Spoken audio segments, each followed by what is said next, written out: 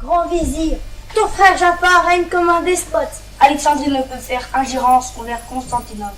La seule qui pourrait nous servir d'intermédiaire est Scheherazade. Par Dieu, mon père, laissez-moi épouser le roi, ou bien je triompherai et délivrerai le peuple de Constantinople, ou bien je paierai. Scheherazade va-t-elle réussir à rendre intermédiaire? L'accueil de Jafar fut festif et chaleureux.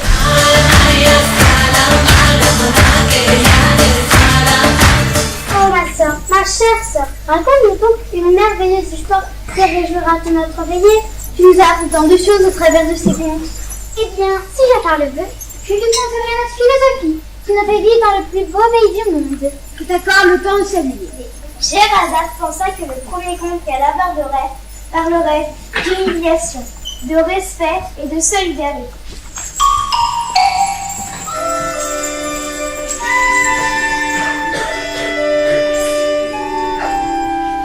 Que veux-tu me démontrer en me racontant cette histoire? Grand vizir, ne sait-il pas ton intelligence? Le sablier est vide depuis longtemps déjà, mais ces histoires me divertissent. À la mort d'un roi, deux frères se partagèrent un royaume. Je le dirigerai selon la coutume de mon père. Je modifierai ce qui me paraît injuste. Quelques 10 années plus tard, Je dois reconnaître, cher frère, que les routes de ton royaume sont bien mieux entretenues que les miennes. Ton administration est plus efficace et ton peuple semble plus joyeux. Comment tu fais? Ce n'est pas qu'elle travaille 2 fois plus, mais c'est qu'ici hommes et femmes s'entraident et se partagent les mêmes tâches. dès leur plus jeune âge, les filles comme les garçons vont à l'école pour étudier. Tous ces changements m'inquiètent, mon frère, et c'est faire tort à nos traditions. Il n'est pas question de tradition. Eh bien, Jafar, que penses-tu de la réaction du frère aîné? Scheherazade, pourquoi toutes ces questions? Que cache-t-elle? Rien, bien aimé. Rien que tu ne puisses comprendre. Il était une fois 2 sorcières. Comment as-tu réussi à obtenir le pouvoir absolu sur ce village? J'ai mis tous les opposants en prison. J'ai supprimé toute place libre et j'élimine régulièrement ceux qui cherchent à me résister. Ce n'est pas de tout repos, mais on ne fait pas de miel ou casser des œufs. Ton histoire est très drôle, Jade. Tu avais raison. Elle me concerne. Dans les 2 cas, il y a tyrannie. Donc le peuple est malheureux. Dans les 2 cas, le tyran fait preuve de médiocrité. Un homme respecté est très différent d'un homme craint. Jafar a l'air de s'intéresser à tout ce qui se dit. Il prend part aux conversations et est parti. Scheherazade a-t-elle réussi son pari? Parce qu'elle disait: l'homme est carrossé le plus faible de la nature, mais sans offensant. Une merveilleuse fille de roi était en place de ce mari. J'épouserai l'homme qui sera à la fois le plus riche et le plus pauvre du monde. Voici pourtant aujourd'hui, princesse, des coffres de diamants, de la soie, de la fourrure et de la vaisselle d'or et d'argent.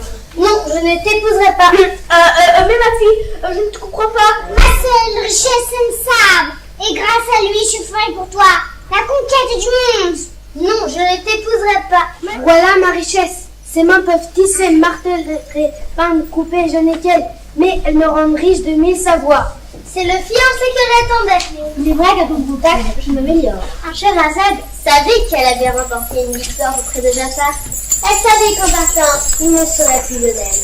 Pourquoi ces larmes, ma bien-aimée? Nous devons partir, Jafar. Rien ne presse. Une dernière histoire, c'est moi qui te la raconte.